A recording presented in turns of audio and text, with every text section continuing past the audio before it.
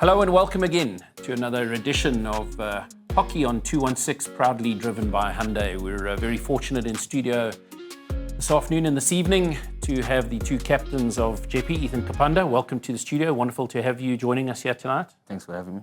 Fantastic. And Thomas Robinson, captain of St. Stillians, currently not playing, a bit injured, but really good to have you here as well. And thanks to that knee injury of yours, we get to sit in this show. Moodles, we're not standing, which for us two oldies gets a bit tough when we're presenting and have to stand through the show, doesn't it? Absolutely. Good to have the boys in studio. I think that they've come off an emotional weekend of hockey. I suppose the build-up was probably also emotional, so it will be good to tap into their insights into the weekend. Absolutely, and obviously for our viewers back home, Southern's boys were playing Aiken Cup. One of the great hockey trophies that exists in schoolboy hockey. Jeppy have dominated it for the last, I guess, the best part of 10 years, Ethan, and you must be very pleased. That's back-to-back for you, and as I understand, you were captain last year as well, so it's back-to-back lifting the Aiken. Yeah, it's very special to lift it back-to-back. As I heard, I think I'm the only captain to have won it back-to-back, so it's really a privilege for me to win it. And for Jeppy, it's really always a big occasion where you always have to step up. So to win it again is very big. Absolutely. And then, Thomas, obviously, this was your third year in the first side, so you were a youngster, part of that St. Stillians winning team back in 2023. Yeah, and you got to play that as a rainbow with your brother. I did. It was a very special moment for the family. Obviously, playing with two sons in the team. There were actually three pairs of siblings in that team. It was me and my brother, then Liam O'Flaherty and Aidan O'Flaherty, and then obviously the Coulson twins at the back who were both in matric that year. Liam O'Flaherty's Aunt Sarah was on the phone to me while I was commentating over the weekend, listening while she was driving, and so it is always such a family occasion, isn't it? And obviously this thing. So so two champions, or the last 3 years, effectively, of Aiken. Maybe starting with you, Thomas. I mean, obviously, just a little bit of background. You game 3 against St. Benedict's, a bit of a tough tackle situation, and you ended up with a bit of an injury. Yeah, obviously an emotional day for me. Obviously, working so hard, all that hard work. We started in September with preseason, so all that hard work feels like it's gone to waste. Tough tackle in the first quarter, put me out for the rest of the season. Obviously, a very tough one to take. But I think the boys who have stepped up really nicely. It's Tom Collins in the midfield. He's a great 10. I was so proud of him. Amazing Aiken tournament, an amazing season so far for him. I think he stepped up really nicely in my role. Absolutely. I think what's been impressive for me, though, is just as I think we can all appreciate how tough it was and how much work you guys put in. I know, speaking to your S&C coach, Arno Nell, just how much work physically your team put in here. But what's really impressed me is just how you've been there with your team. You've been pretty much every time I've watched the Stillians this year, you've been on the sidelines. I saw you walking onto the Astro on Saturday, and it looked to me like you'd made a little bit of an emotional speech to your team because you looked really emotional before the game. Oh no, it was obviously a really emotional team talk for the boys, even before the game. A lot was said in the change room that got the boys emotional. I think it was a very good talk from our coach, Miggs and Pat. And then obviously going to the game, our last year, and obviously me not playing was also emotional. I think it did drive the lads, drive them in the right direction, and they were playing for something bigger than just themselves. So I think it was very nice for them to have that extra boost. And obviously, you would have felt the impact of that. I mean, they came into that first chukker on Saturday. You'd had a relatively easy win over St. Stillians, I felt, on Friday morning early. But you were 1-0 down at the end of the first chukker. So certainly they did come in with a little bit extra on Sunday, didn't they? Yeah, they came through really strong at the start. Going down 1 goal to a team like St. Stillians is always tough to get your team back in it because they have strong players throughout the park. So to get through to that game and win it, even going down, is really a good effort from all of us. And you'd obviously gone down in the semi-final to Cairns 2-0 as well. So it really says a lot about, I think, your leadership ability, the way that the coach has drilled you so well to just trust in your systems that you were able to do that on both occasions and come through. I think from the start of the season, it hasn't always been just me, myself, pulling up the team. I think everyone knew what they were fighting for from the start. I think on the Thursday morning, Mr. Jackson, our headmaster, gave us a talk on how much this means for our school, both Bowden and Aiken. So to bring up the players from 2-0 down, 1-0 down, it's not really a hard task for me because I know that all the boys are going to come up. Absolutely. I mean, Ethan, you guys play with such confidence, and I said in the previous show that what impressed me most was your deep defense. However, in the knockout games, I think you conceded 3 goals, which is as many as you conceded in the build-up. I mean, how much of a focus is your deep defense in your training and what you guys do? Because, I think that's what wins tournaments. Our coach, Mr. Sichana, always talked about how a good defense always wins you games. If they don't score, you either draw or you win. So I think we felt that if we just kept them out of our 25 out of our D, and we score more goals than them, then that's going to win us a game. So I think us at the back, we know our roles. Me, my centre-back partner, Jared Gordon-Watt, and the outside halves always know that we have to do our job in our 25 and in our D. So it's not really just myself. It's all of us putting in that effort. Oh, good. You talk about Jared Gordon-Watt. One of the things that I love watching the two of you, it feels like you played a lot of hockey together. You're very aware of where each other are on the field and, who's taking on very particular roles at any one stage. And one of the things we noticed early on in this weekend's final was that Aidan Blatch was very much coming at you when you were in possession of the ball. And it was giving Jared quite a bit of room, and you really let him make a lot of the plays from the back and soaking up that pressure from Aidan. But then in a defensive situation, Aidan, as we know, likes to come down the left, and suddenly it was Jared that had to deal with the attacking threat. And it was really just wonderful to watch the two of you understand your two roles and just, maintain them so well. And obviously, you did spend a little bit of time off the field in that Astro, and how watching Jared step into that role, it was really wonderful to see how easily he did it. But the one thing that also struck me is that Rafael Madzivadonda, he's an underrated player. I don't think people talk enough about him at the back there for you. It's often about you and Jared, but he can play. Yeah, he's a very solid left back, right back. Either side, he can play all the time, and he always does his job. He knows his role. He doesn't do too much. On the ball, he backs himself 100%, and off the ball, his defense, his communication, really what makes him a good player. Yeah, I mean, Salman, it's an important point. I mean, Ethan saying he's a left defender or right defender. I think it's probably positions on the field that we don't pay enough attention to. They can be very specialist position. A good left half in a game, certainly makes it difficult for the team pressing against you to press properly, because generally you want to cut to the left-hand side. But, when you've got a left half who's competent, who can throw a long aerial, who can play over distance, it's quite difficult to cut both sides of the field or to press on both sides of the field. And I think that's what Jeppy have done well. But where I thought St. Stithians were incredible in the final is that, they seem to create a lot of space to counter-attack into. Yep. And I'm not sure if that was a deliberate tactic, but, I've seen Southerns play like that when Miggs was a player in the Southerns men's side. They just create that space for their flair players to run at opposition defence.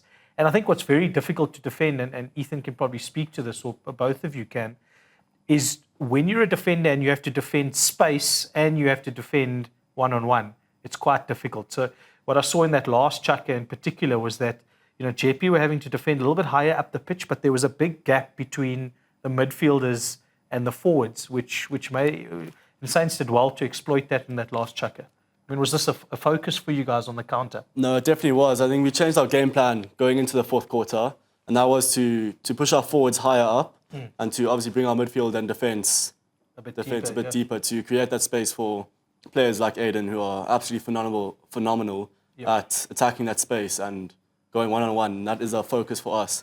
Obviously, Aidan has the skills, has the aerials to go one-on-one, and that was a big focus for him to exploit that. Brilliant. But as you said, I mean, a young player like Thomas Collins really did a wonderful job. And in fact, young Mackenzie, for you, I mean, there's just 2 grade 10s. I can't wait to watch the Southerns on the 16 team, because those two could really cook. Yeah, they can. And also young Timo, who scored that. Absolutely. Wasn't that just a cracker? I mean, the pace that he showed. Goal. Yeah. Yes. And the finish was outstanding, wasn't it? Just took on the whole team and score that at a young age really says a lot about him. Absolutely. So that Southerns under 16 side of certainly...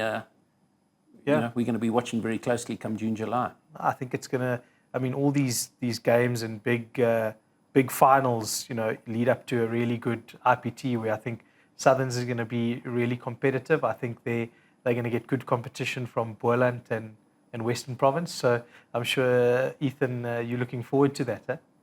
Yeah, I feel this year we have a strong chance because all of our boys, good friends off the field and good friends on it. So I think if we just play to our strength, this IPT can go well for us.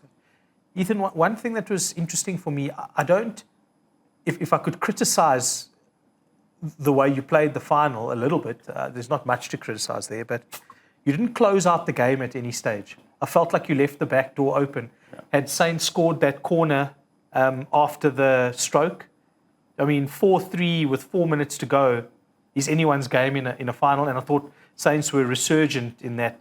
You had a couple of opportunities. You had a good run from your top of your circle, didn't finish off there. That would have put the game to bed. But again, you guys continued to play expansive hockey. Yeah. You know, you were quite spread out in midfield, kept playing. You know, I know you were trying to play the outside channels, but was there any talk at some stage, are we going to close this up and make sure that we just play in the opposition half? I think us as a team, we're not really defensive players and in a mindset. Obviously, when the ball's in our half, in our 25, yes, super defensive. But I feel like even when we 2 men, 1 man down, feel like we can still control the game up. There's no point sagging deep, letting them come to us. We can still take them on, head on. And I feel like in that final especially, where the number of cards we had, we still had to take it on to them because the strong players that Saints have, if we back off, they're going to punish us. Yeah, absolutely. You probably don't need to play Saints again. Jeppy again this season. You've played them 3 times. 3 times, yeah. What have you guys identified in the sort of Jeppy makeup for those teams that still have a crack at these new Aiken champions for 2025? What would you be suggesting they look at? Obviously, this Jeppy outfit. Yeah, obviously you have to be mentally there. You have to show up to the game. Obviously, Jeppy are a phenomenal side this year, and they have been for the past 5 years or so. You have to take them on, and you have to stand up for the challenge. And your boys have to be ready. I think if you drag yourself into a one-on-one battle, I think they will beat you because their one-on-one players are amazing. So I think you have to play as a team and play around them and trust your coaches that they have the right game plan for them. You spoke about that physicality. The one thing that really impressed me in both games over the weekend was just how physical the game was, but just how both teams stood up to it. And, you know, I think I'd love to get a highlights reel of some of those interactions between you and Aiken over the weekend. There were some real crackers. I think you probably came out just ahead in the end. But it was really wonderful. I mean, I just don't think we're going to see a clash like that of a centre back against a centre forward. I'm not sure we're probably going to see it around the country again. I'm waiting for IPT because I think we're going to see Lita up against Ethan if it plays out that way. Talking about Lita, I see he played his 100th game for Sax this year, and he's still got another year to go. Incredible, eh? Yeah. Oh, phenomenal, phenomenal. And another one of your sort of Southerns, part of the Southern setup, Finn Campbell at Kes, also playing 100 games. Have you got anyone coming close at Jeppy? I think I'm the closest to the 100th. I'm not really sure where I'm at. I haven't really kept tabs on that. And I'm not really sure who else is close, but I think Sean and Ezra, the senior players in the team, are close to their 50th. Absolutely. I mean, one of the most impressive things about Jeppy, which was really, is there's only 5 of you in matric, so big group of boys coming back. I hear there's a really talented under-16 crew that are coming through the system. A lot of talk about Cade Lottering, and specifically as a flicker. So, you lose your 3 flickers this year, but you've got a little bit of a superstar coming through into the grade 11 next year. Yeah, Cade flicking has been phenomenal this year. And also Jaden, he's a under-16A flicker as well. He can flick bullets. So they have really strong flickers after me and Jean leave. So the push is still there, stop is still there, and they still have the flickers. I mean, we've spoken a little bit about young Collins. What else is coming out of St. Stithians into next year? I mean, your season's sort of starting to wind down now. It's perhaps peaked at Aiken, and we're rolling it out. But yes, of course. What do you see in that season next year, and who should we be looking out for? Obviously, Jason Joyner at the back. He's played first team. He's a phenomenal season. He's just come from Michaelos, actually. It's his first season with Saints. He's a great 10. He is going to be one to watch, definitely. Absolutely. He's certainly impressed. I actually thought his game, your win against Hilton College, was actually all about him more than, I know he didn't score a lot of goals at the other side, but I thought he actually had an outstanding game that evening. Definitely. Join us. So maybe that little bit of Mike Laus was still left in that day. And I hear they're both decent cricketers as well, Collins and Joyner as well. They're both their first team in grade 10 as well. So to play 2 sports for first team in looks grade 10 like is special. it might be a cracker next year. We might just have St. Stithians versus Jeppy in another Aiken final. It's been wonderful having both of you in the studio. Congratulations on the seasons you've had. Unfortunately, you won't be participating in the IPT. We hope that the injury and the recovery really goes well, and all the Thank very you very best for next year. Thank you so much. Wishing you all the very best, you and your Southerns teammates, and obviously Jeppy for the rest of the season. We'll be back after the break.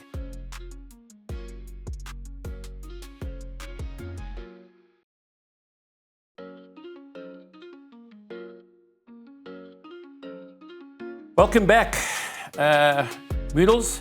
It feels like we're getting joined by Southern's hockey royalty here today. I mean, obviously, first time I left, Brian Hillock, Director of Hockey at Jeppy. Been a while, Brian. How long have you been in the role? Yeah, about 10 years now, in my 13th year at Jeppy. So, it feels like a lifetime, mate. I'm sure we're going to, it is a long time. It's a long time.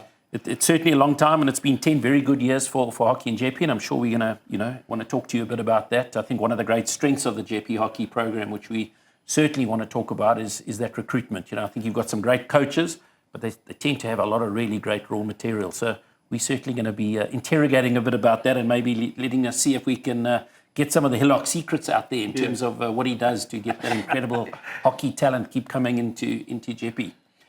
And then an old Dalian, probably learned everything he knows about hockey at Maritzburg College, I'd like to think. Sia Satanya, coach of Jeppy. Really fantastic to have you in the studio, and back-to-back winner of Aiken. Thanks for having me, Calvin. It's really good to have you here. You you and your boys had a wonderful weekend. You've got to be very pleased with the performance. We might dig a bit into it, but just sort of generally, a good weekend for you. Yeah, it was a good weekend. It's always pressure going into Aiken, having to win Aiken, and I think the boys did well. And they had fun out there. I guess as a coach of Jeppy going into Aiken, not winning is almost like failure. Whereas for other people, getting to a final, getting to a semi-final feels like a good weekend.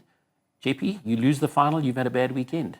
Yes, and I told the boys before the week at Jeppy, if you don't win Aiken, you haven't had a good season. So you have to win the tournament. Maybe for you as well, Brian. You certainly have this as a focus of your hockey program, that to ensure that you're the best team in Joburg. There must be a lot of pressure going into these things, and your program has to be so good. Calvin spoke a little bit about your recruitment.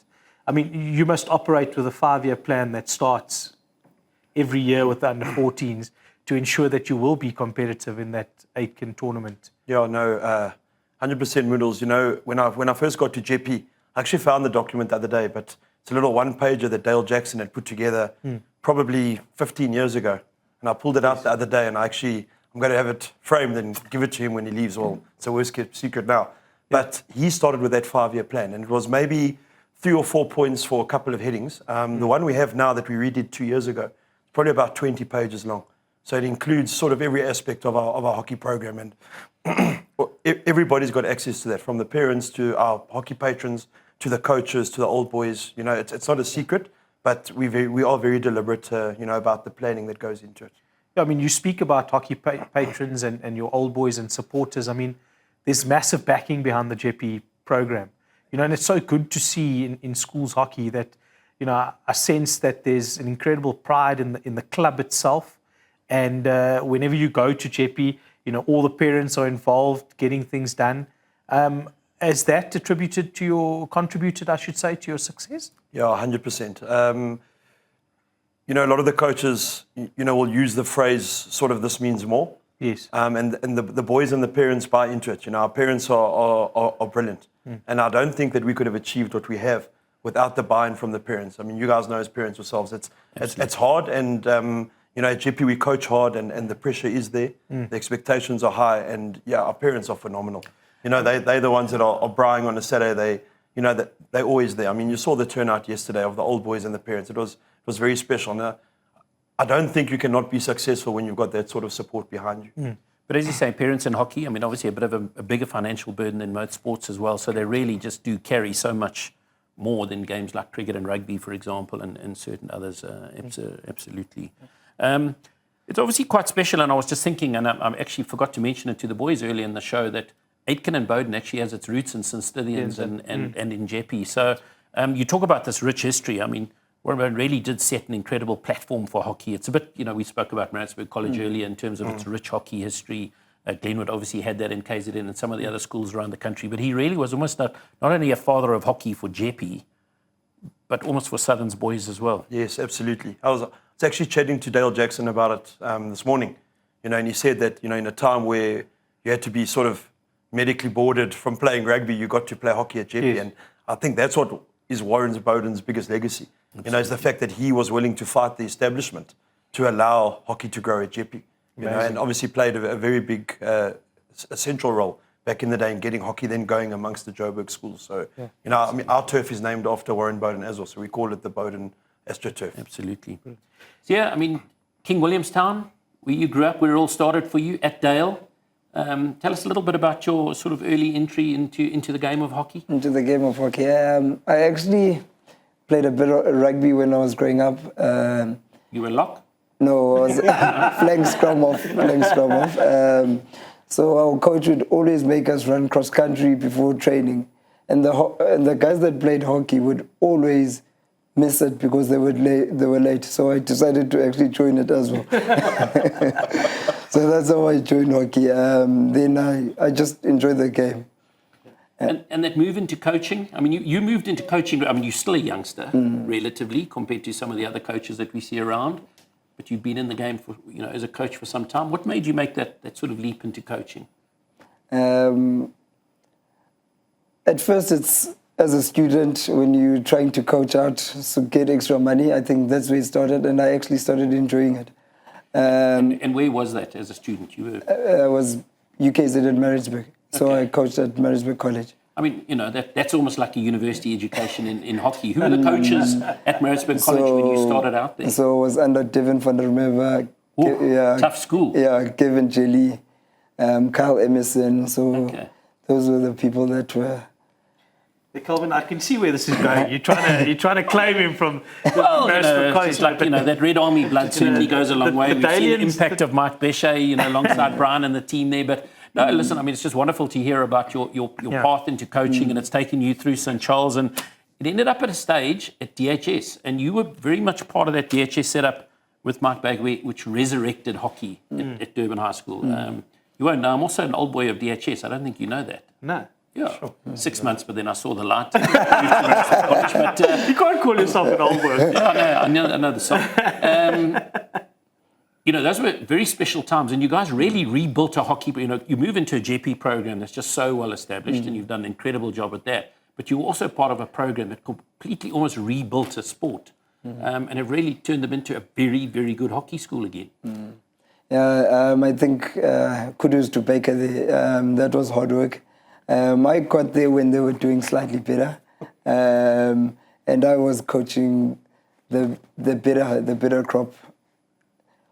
But you did a wonderful job of it. Yeah, we tried with the boys. We tried. So maybe we've got to go there, don't we? What is Baker Ball? Baker Ball. I'm hearing this Baker Ball thing. Is it a Boland thing? Is it something that was started at DHS? Is it something Mike started on a run up a mountain? What is Baker Ball? Probably the style of play he wants for the boys. I think he has a nice brand of hockey where he wants to lets the boys play with filet, which is very good for the boys, and they express themselves on the field. I've seen. Is that where you learn to coach? I know Devin likes the guys to play with flair as well.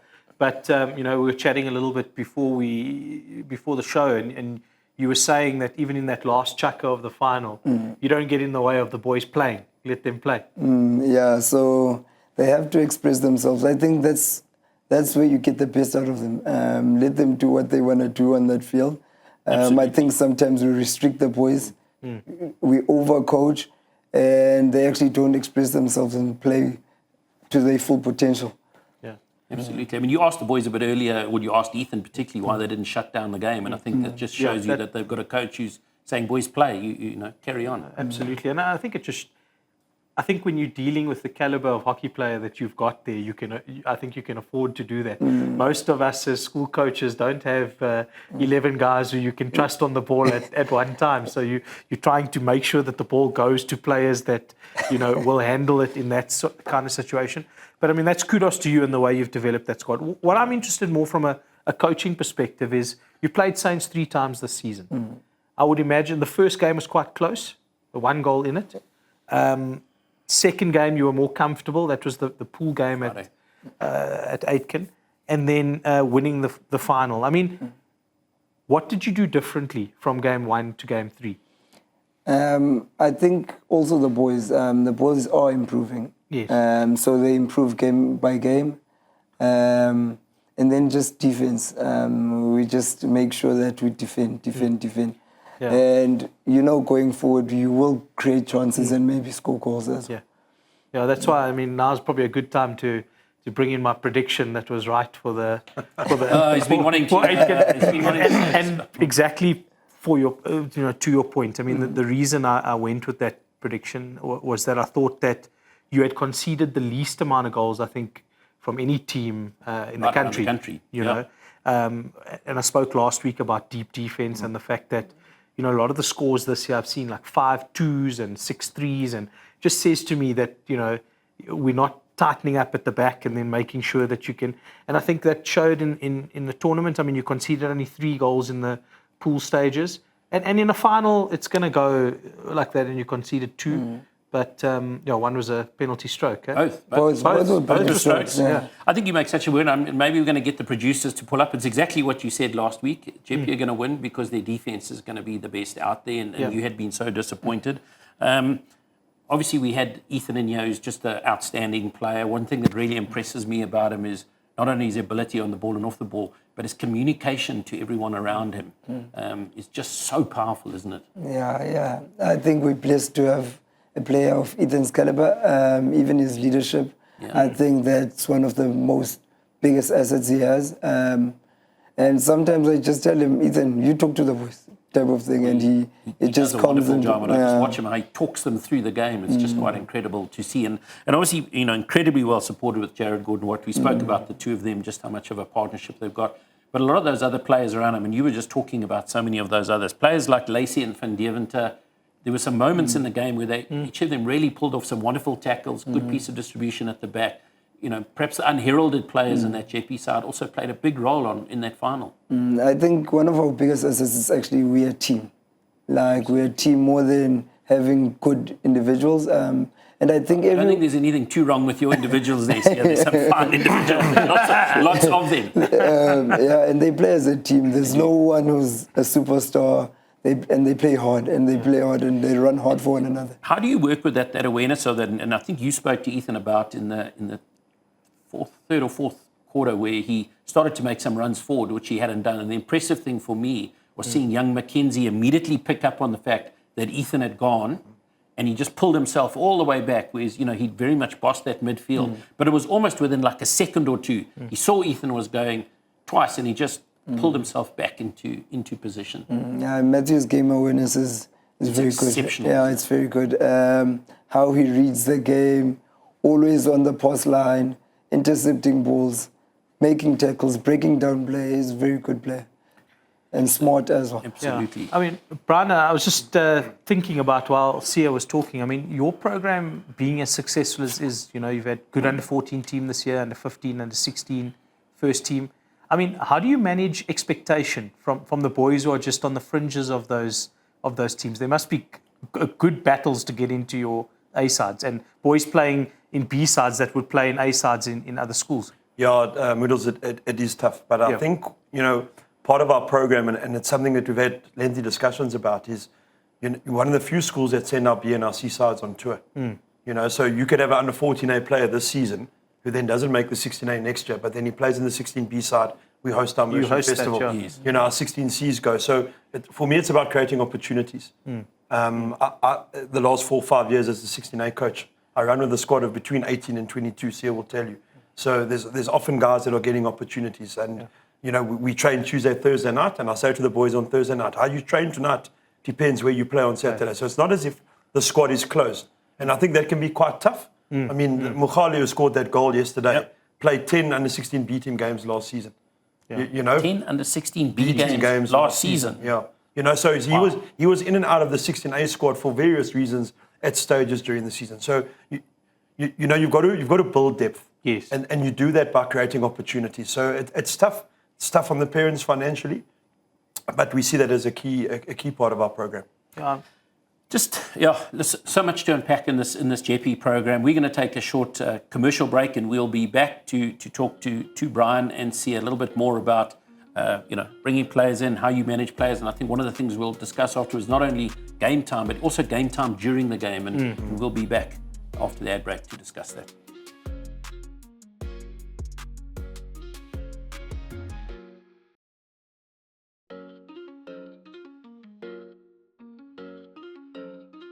Welcome back to Hockey on 216, proudly driven by Hyundai. It's a great privilege for us to have Brian Hillock and Sia Satanya here from the Jeppy hockey program, winners of Aiken this past weekend. It's been really interesting to hear a bit about their views on the game and what they're doing right. We'll probably try and ask them maybe a bit later about what they think they're doing wrong and where they think there's some improvement. But we were just talking before the break, Sia, about giving players right through your system enough game time, and Brian spoke about how you manage your B's and C players. But the other thing that really impressed me was your game management of players. Today hockey's not an 11-man game, and players like Stutt, Martin, you really run them hard and you pull them off and let some of the youngsters go on and play during a game. There must always be that temptation when you've got two players of that caliber to just leave them out there, but you really manage them well during the game. Yes, Calv. I think with tournament hockey, it's more about squads now. And at Jeppy, we are blessed to have big squads with decent level. I think our under-16 group is very good, as we saw Tsimologo in the final. He also scored a goal in the semi-final. So for a boy who's 16 to have that much PMT and do those things, we have the luxury of having a big squad. And we can rotate players, and we don't lose a lot of quality in that. I mean, you talk about Tsimologo. We spoke a little bit earlier about young Matthew. Just really some youngsters who just look like they're so at home on an AstroTurf playing with the big boys. One of the things we've just been looking about hockey around the country this year is how many grade 10s are playing hockey and truly belong at that level. They're not coming off the bench and filling a couple of minutes in a chucker. They're bossing the midfield, they're scoring the goals up front. What is it about hockey in South Africa at the moment that we've got these 15, 16-year-olds that are really stepping into it? No, I think this new generation is just on another level in terms of hockey. As we spoke about earlier, your Jason Joiners, Tsimologo, Collins, McKenzie, Mackenzie's actually in grade. He's in grade 11. He's 17. Is he? Yeah. Okay. But he played last year. Yeah, he played. Yeah. So they're very good. They just love the sport. Always fiddling with hockey sticks, and they're just on another level. But you see that skill set. But what's really important is just how aware they are of what's going on in the game, how tactically aware they are for such young players. Yeah, I think as a country, we're in a good space in terms of that. There's good coaches as well from under 14, which help make our jobs easier at first team level. Yeah, I mean, I have a theory on this, Calvin. I mean, and Brian would also know a bit about it. I mean, I think it's the introduction of all these external hockey programs. 100%. You've got JHL, you've got a Pretoria Hockey League, you've got the indoor stuff in Cape Town that's now franchised all over. I look at the guys who are the top hockey players. They're probably playing for 12 months of the year. And I think the grade 11s and 12s have kind of missed that boat a little bit. They weren't young enough. The youngsters in COVID and things like that, and they've now just... I certainly look at St Albans, our top group of players.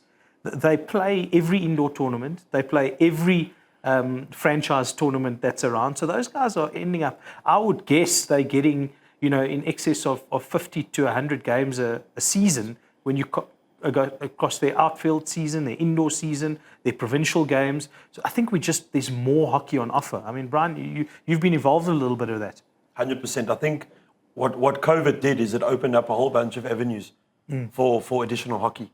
And now that we're free to play again at school level, all those things haven't disappeared. They've increased.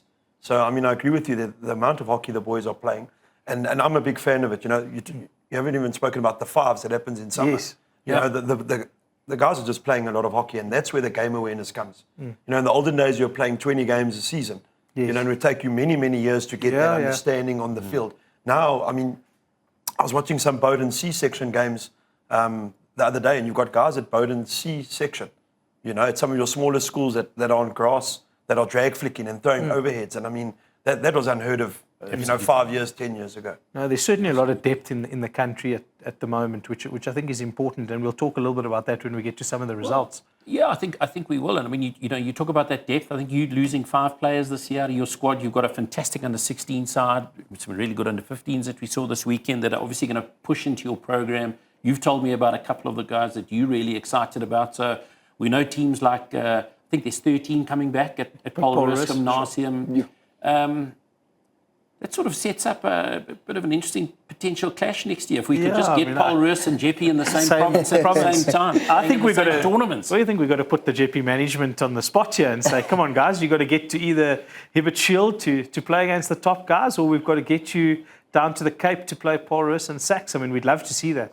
Yeah, 100%. I mean, we've had invites in the past. The school management, the calendar's so full, you know, and I think the important thing here is that in the past, you know, your third term was your athletic season. Yes. And the boys' schools took that incredibly seriously. Yes. Yeah. It's now football season, which is a bit longer. Athletics is now at the start of the year. So, you know, I'm quite excited. I do think we've had discussions about it. And I do think in the next year, the next 2 years, Jeppy could find themselves at a Hibbert Shield, you know, at some of those top school tournaments. But, you know, it's obviously a management decision.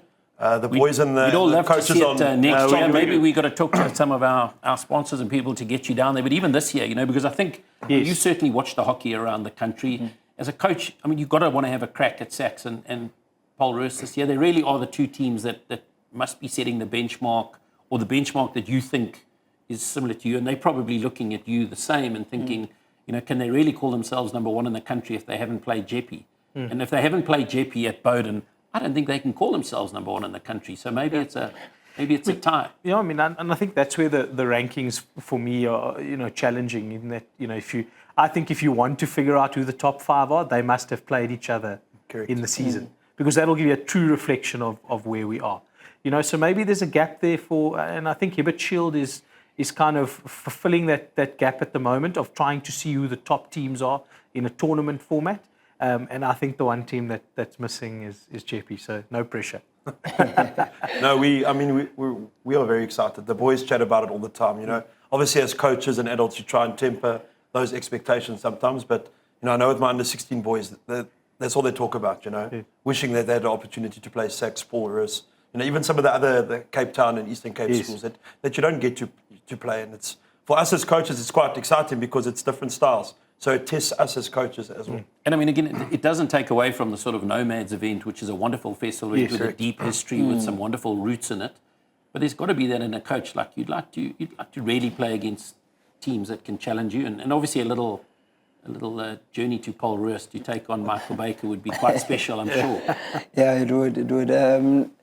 In saying that, we have decent competition here as well. Kids and St. Citizens are playing good hockey as well. But it would be nice to go to the Cape and play Sax and the Baker Ball.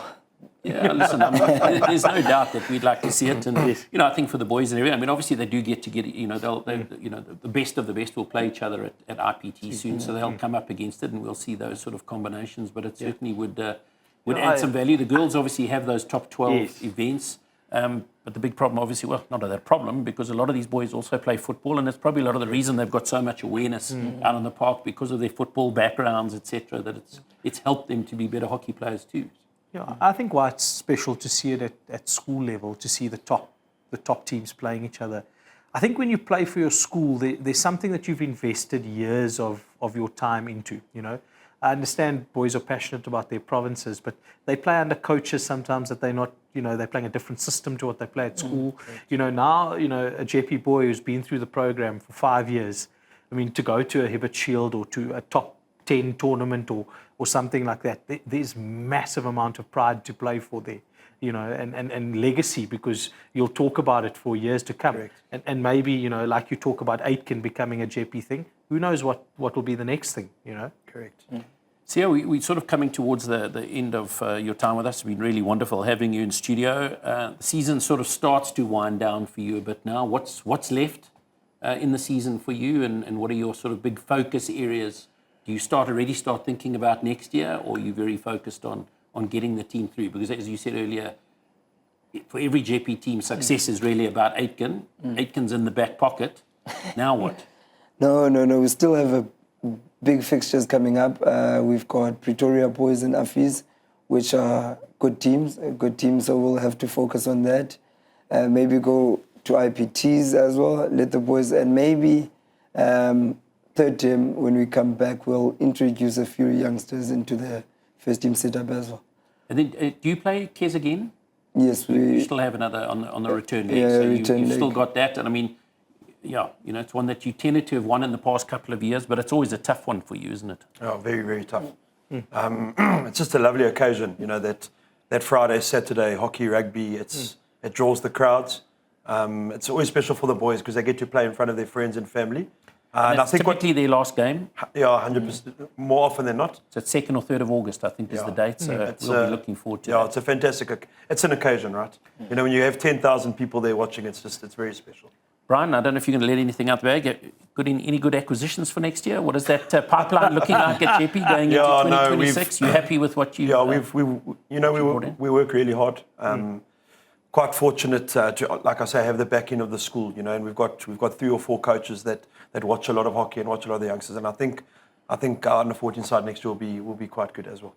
Well, testament to both your efforts. 3 trophies over the last week in the under 15, under 16, and to the Open. So it's been another wonderful season. It's been wonderful watching you and your team play this year. It's actually brought us a great deal of joy and excitement watching this Jeppy side and obviously some of those junior teams. Congratulations to you both.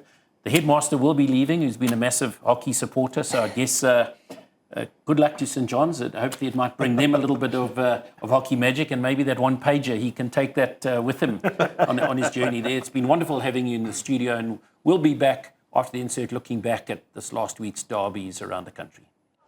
Welcome everyone, Mlibo Mlonzi here at the Aiken Tournament 2025, interviewing Thando Dira from Eden Glen. Thando, how was your final? How did you experience it? How was the win? The win, surely it was amazing, Eden Glen hasn't had a team like this in a while. And we were coming into this tournament as underdogs. No one expected us to go all the way.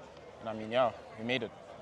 You've had some phenomenal plays there with some of your boys there in the whites, donning the whites, and coming off with a 3-0 win in a whole final against Maria Fulham. How did that feel, scoring that little flick that you did there to end off the game?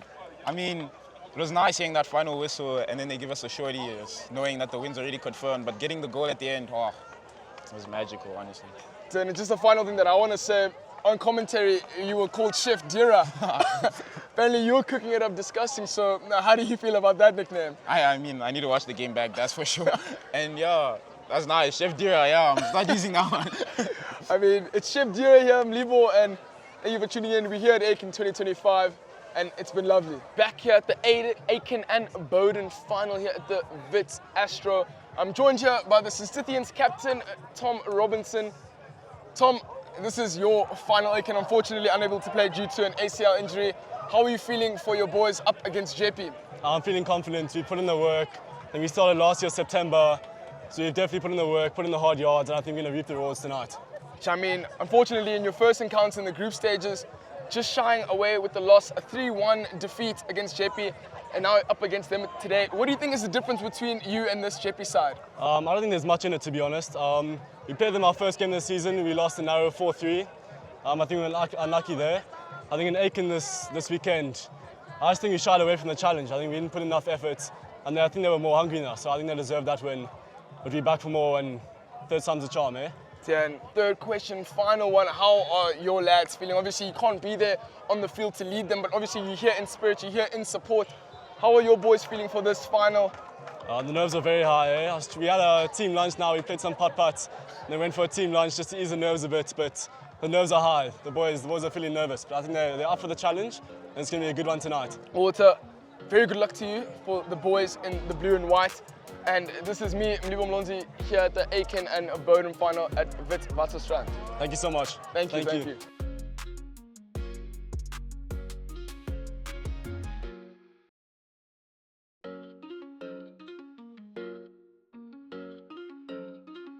Welcome back to Hockey on 216, proudly driven by Hyundai. Bridget, great for you to be joining us in the studio. And you would have seen us early on. It's that time of the year when our Under Armour kit gets delivered. And really a big shout out to Under Armour for keeping this house kitted up on and off the field. It's such an important part, especially in your role at SuperSport schools. 400-500 people working each weekend that you're clothing, a lot of them in some cold parts of South Africa for the next couple of months. Yeah, that jacket's going to keep the boys and girls in the Free State nice and warm. And I think when it comes down to Hockey Nationals and the chilly Maritzburg, I think that hoodie of Under Armour's as well as the jacket is going to be worn proudly by my team on the ground. And obviously it's just so important, from a SuperSport school's perspective to look the part and to be out there. We on those school fields where everyone else tends to be well put together and often wearing their Saturday best, in those blazers, as we saw the boys a bit earlier.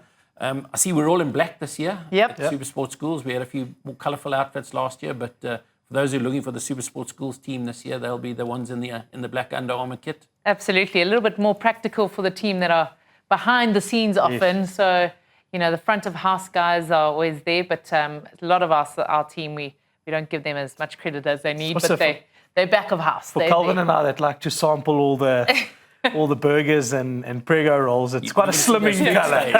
You don't see those food stains as much.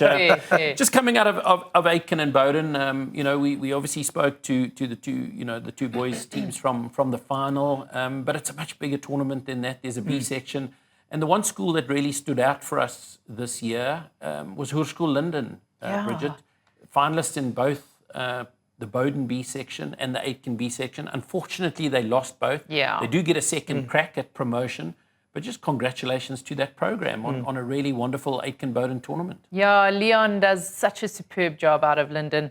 He's got a good coaching fraternity with him, and they put a lot of work into their program. I've trained out of Linden before, and it's just a really good atmosphere for hockey. And I think they're wanting to create that ecosystem of good hockey. So, hard luck on them, but really well fought. Absolutely. And we're going to listen to a short interview that I did with Leon on Sunday. And one of the things that he mentioned is that they've gone from 3 to 12 hockey teams. One of the important things you'll be pleased to hear Moodle, and maybe he'll chat to us, but I can't remember whether it was in the interview or he did mention, and they've got Michael Horan, another good Maritzburg college boy in the program, and as we heard, that really counts. So let's listen to Leon Kilder and what he had to say about that Hoërskool Linden program. With me here, just while the Bowden final is taking place behind us, is Leon Kilder from Hoërskool Linden, the director of hockey. Leon, it's been a wonderful day for hockey at Linden, but also a tough day. You had both teams in the finals of the B section playing. Unfortunately, lost in both finals. So, really well done for a really good tournament. But you must be disappointed just to fail at that last hurdle. Yeah, it's been a bit disappointment. We're proud of the boys. We worked hard. To have both teams in the finals was, that's something we worked for before. And to actually get there is quite nice. It's a pity we lost it, but it's lessons learned. That's how we grow and get stronger, and we can go forward. We still have a shot at relegation matches. So maybe just for our viewers back home, the way that Aiken and Bowden works, even if you win the final, you automatically get promoted or into the A section. Coming second in the final, within the next 2 weeks, you've got to play a relegation game against the team that came second last in either Aiken and Bowden. So, what's the plans for the next 2 weeks? I think we still got league matches to go, so we can focus on our league matches and start working towards that relegation match, because it is a shot.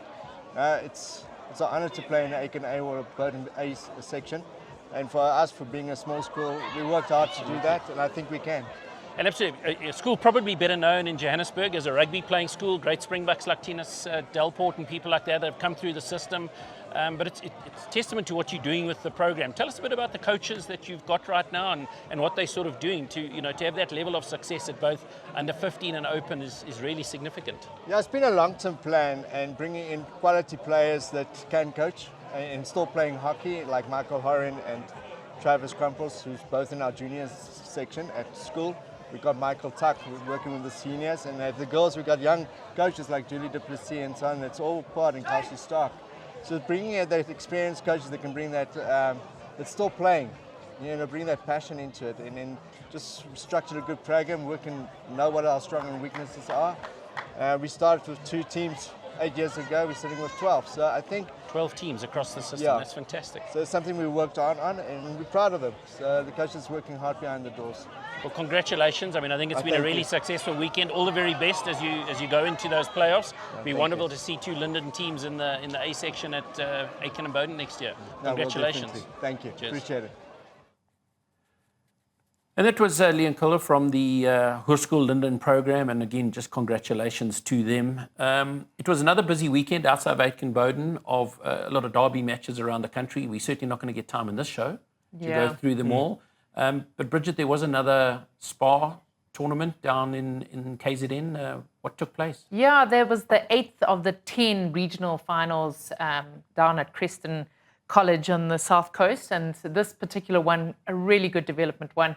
Of the 11 schools that took part, 10 still play on grass. Sure. So, you're going right down to Matat. So some really exciting hockey for these schools, and just to play in this tournament and the style. And just Les Galloway always says that the girls just have the best time. They dance, they have a jaw on the field. And St. Patrick's coming off a win. They were defending champions. So they got the win. St. Patrick's College. St. Patrick's College. They got the win 1-0 against South City Christian College.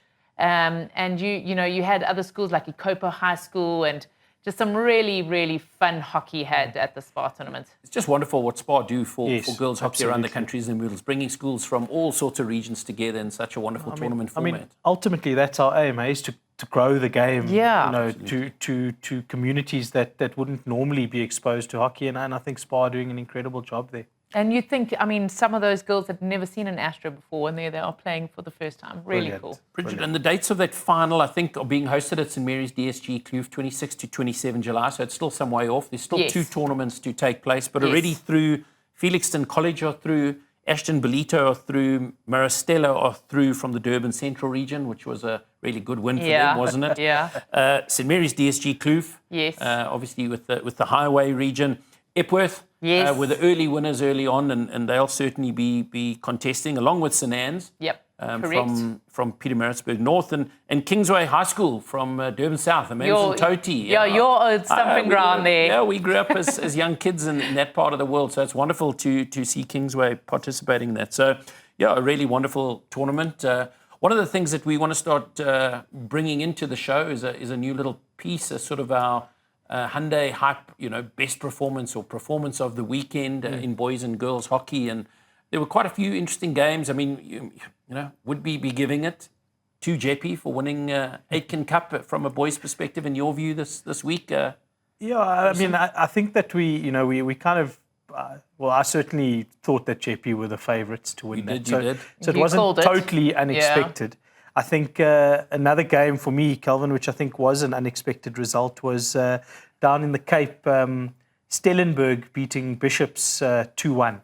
I don't think people would have called that result before the game. So obviously lots of good happening at Stellenberg. And, Bishops are proud hockey school. And I think that that's a very good result for Stellenberg. So that's the one I would call. So this from week. our boys hockey this week, our first sort of winner of the Hyundai performance of the week is probably not a school most people would have been expecting us to be calling out. Stellenberg, Hoërskool Stellenberg, fine rugby program, a wonderful girls hockey program. Again, one of those co-ed Afrikaans schools that are just so good at everything they do, aren't they? They just do everything properly, and really, congrats to them. So a fine performance from them. On the girls' front, Bridget, There our was performance of the week. Any sort of there was some performances out there? sensational fixtures from across the country. Just a few little shout outs. Pietermaritzburg girls getting a win over Westville, and then the one that I'm going to give some credit to is a 6-0 win to Greenwich over St. Cyprian's. They've battled to score, and I think finally they're finding that click. So that's my performance. I have given a lot of credit to Greenwich, but I'm giving them credit on getting 6 goals now. So Against a very good outfit as well. So exactly. I think there are lots of teams who maybe won by 6 or 7. We saw some really big scores around the country, but I think that Renish team, we've spoken about Chris Cab and that team and some of the girls in it. It really feels like things came together for them. Where in a couple of games this season it hasn't. So a wonderful performance down down there for the Rhenish girls. Sorry, I just keep looking at my notes. You would have seen I was actually at a butterfly station earlier today. They gave me a thing called a pocket file. And for those of you who tend to see me going around, I've always got all these scribbled notes from different games around and things that impress me. So it's nice to be able to pull them all together. But going into this weekend, obviously Friday Night Lights is coming from KZN. Yes, we've got the St. Anne's Cup. So St. Anne's coming off a win against Wickham. They're going to be wanting to get a bit of a home victory at their own tournament. It's the second year that they're running this tournament. They've got a fine outfit, St. Anne's, this year. They've got over 6 schools. We've got over 100 caps. Wow. So they're going to be excited for this tournament. A lot of great teams coming down. There were 8 last year. Now they've gone to 12 teams touring to St. Anne's. Friday, Saturday, Sunday. So we'll be live the whole of Friday at St. Anne's Cup. So that'll be really St. Anne's exciting. Cup on Channel 216, on the SuperSport Schools channel on SABC Plus, as well as obviously on the SuperSport Schools app. Yeah, correct. Saturday, will we be back there or only on the app on Saturday? Saturday morning only on the app. Saturday evening for the 2 semi-finals. We'll be playing out later on 216 and SABC Plus, and then the same applying on Sunday. Sunday we'll get to watch the finals at a delayed place. So after Gauteng Development League, Yes. Sunday evening, settle back. The Grand enjoy. Prix should be over for those of you who are on SuperSport watching the Grand Prix. Watch a bit of wonderful hockey from St. Anne's. As always, it's been wonderful spending time with you both. Bridget, you only joined us for a very short part. You're a busy girl today, arranging all of these productions. Kit's going out. All the kit that has to go out to the hundreds of people around the country. And again, thanks to Under Armour for continuing to protect this house. It's been another wonderful show. Wonderful to have those kids and coaches in studio, wasn't it, Chris? No, so good to speak to the people on the ground, I think, which is great and what makes hockey come alive for us in South Africa. Absolutely. And we'll be back next week having had a look at all those derbies from around the country and, of course, from St. Anne's.